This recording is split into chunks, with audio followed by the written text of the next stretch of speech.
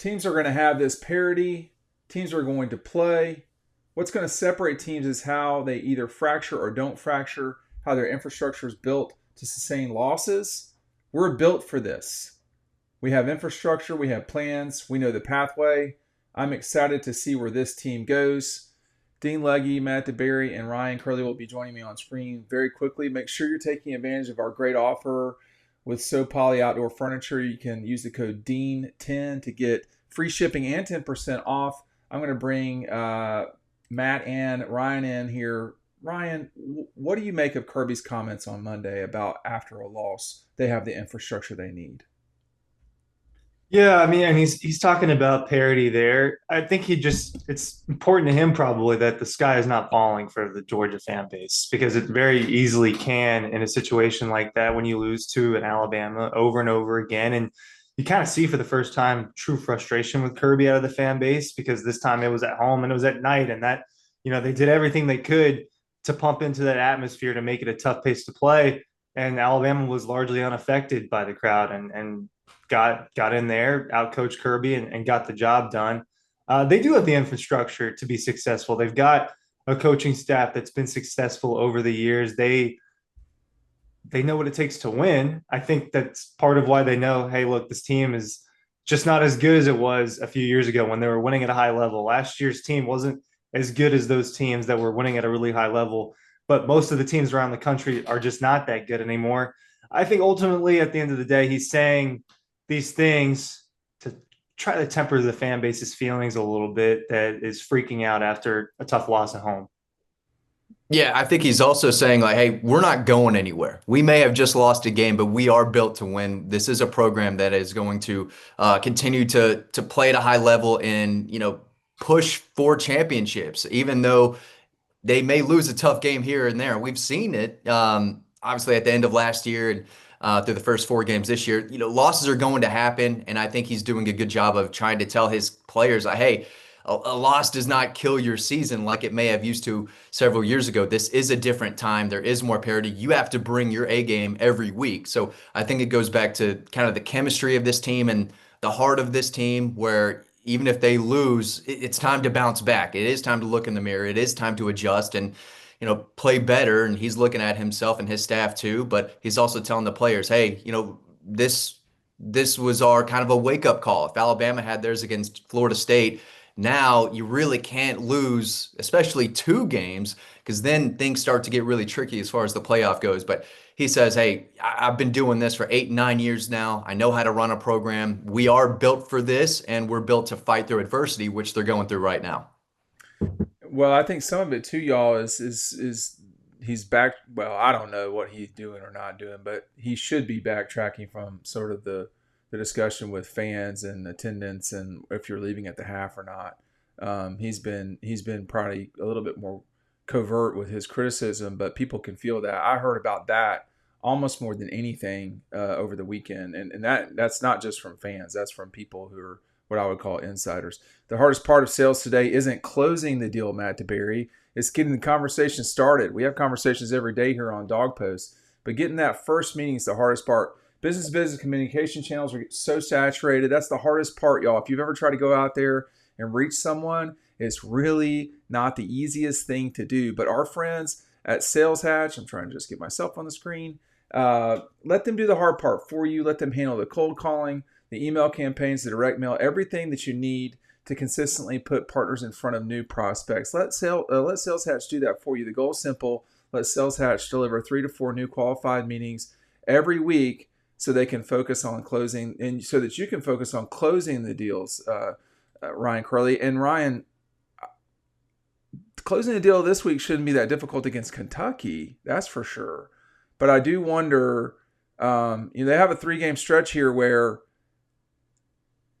they probably should go 3-0. I don't know that that's a certainty at all. I mean, you got to go to Auburn, and you're hosting what will be a top 5 Ole Miss team. I mean, Ole Miss is off this week. Then they play Washington State. Washington State's not going to beat them. Well, I don't know. Ole Miss, you don't ever know, to be honest with you. But they'll be coming to Athens with a bunch of momentum, Ryan. This is a pretty important next couple weeks for Georgia. Yeah, I don't know if we're in a place where we say they should go 3-0. This is a tough SEC I am schedule. saying that. Let me It's just give just you a second here. okay. Give me a second here. If you're not going to go 3-0, Well, they're going to be favored I in mean, all they're the they're going to going be to be favored in all the they'll games, be but favored on all of them. They were favored against Alabama and lost. I guess what I'm at with this whole thing is if you don't go 3-0 in this stretch, I'm not saying there's an alarm bell going off, but they're not going to win a national championship if they can't win these 3 games. I mean, the most difficult of the games is at home.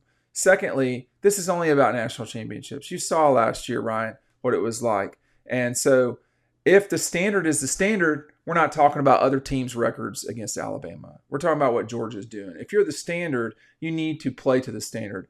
They have not been lately. That's just a no, reality. Go ahead, Ryan. it's not the standard. The other day wasn't the standard. Well, Austin P Tennessee wasn't wasn't the the standard. standard, Notre but Dame wasn't the standard. Georgia it's Tech well, wasn't the standard. I mean, like. that's maybe they've got to adjust their standard right now. I mean, the standard is to win national championships and compete for that. And we're going to measure them against that pretty Correct. much no matter what, because now that's the expectation for a program like this that recruits like that at that level higher than almost anybody else, that has what many consider to be the best coaching staff in college football. But I think when you look at the next few games, it's difficult. They've got to mentally come back from the game this week and wake up for a noon game. I think they'll be fine. But Auburn at night, Jordan Hare, that's going to be tough. It's going to be difficult. And it would not be shocking to see them go in there and lose a game like that by getting overwhelmed. We've seen them not get overwhelmed now in Knoxville. And then Ole Miss, look, one of the things that kills Georgia's defense over these last, I don't know, since Kirby's been around, are mobile quarterbacks. And Trinidad Chambliss is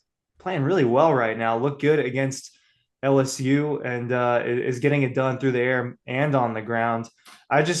We're in a situation where every week is tough for all of these teams. And if they are not playing at a high level, they could lose to a lot of teams in this league. They've got to be playing at a high level. I am not saying they should go 3. They should, but I don't think that should is in all caps like it used to be. Yeah, talking about the standard used to be you beat their brains in and make them quit. And that's basically what they did for 2.5 years. And that's not what they're doing at all. We haven't seen that in a while. Kentucky's not good. They cannot throw the ball. I think this should be an easier game for Georgia's secondary and defense overall. I have a real tough time seeing Kentucky score. So we'll see if they go back to that standard, if they can truly beat a bad team until, that they wave the white flag. We haven't seen an opponent wave a white flag against this Georgia team in quite a while, when they used to do week after week after week. And I know college football is different. It's hard to accumulate so much talent and keep them on the roster when everyone wants to play and there's a chance everyone can make more money at someplace elsewhere. So the game is different. But I think you wrote about this, Dean. Kirby Smart has to adjust. Everyone is playing by that transfer portal NIL rules now, and some coaches are going to elevate, what they do best and adapt better in this new world of college football. Kirby Smart has to do that. We've seen what's happening to Dabo over at Clemson, and we've been talking about that since week 1 and 2 when they were winning, obviously playing against the Cupcakes, but it didn't look great, and we saw that spill over to Tennessee and obviously into Alabama. So I don't know if Kentucky is a get right game, because they do have a good running back. They always play Georgia physical, but they really need to start turning it on and playing really well on both sides of the ball for 4 quarters. I think they could do that against Kentucky, but at the end of the day, they've got to go get it. They have to go get it done. Yeah, but I mean, I agree with all. Correct. The last sentence, particularly, I have to go get it done. Let me just say it this way. Kirby says, we're built for this. We have infrastructure. They totally have infrastructure. Like, there's no confusion about that. We have plans. We know the pathway. And what he means by that is, we've lost 2 regular season games and won the league, which is true too. And he says, I'm excited to see where this team goes.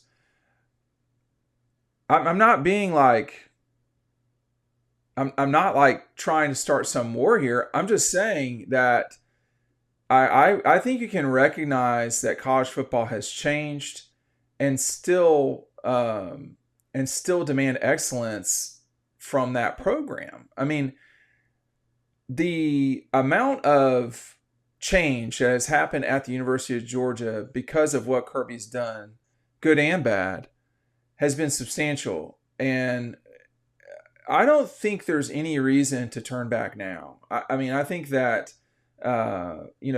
fans' expectations of this program are not going to stop. They are going to demand excellence. It hasn't changed at Alabama. They changed their head coach. So I think that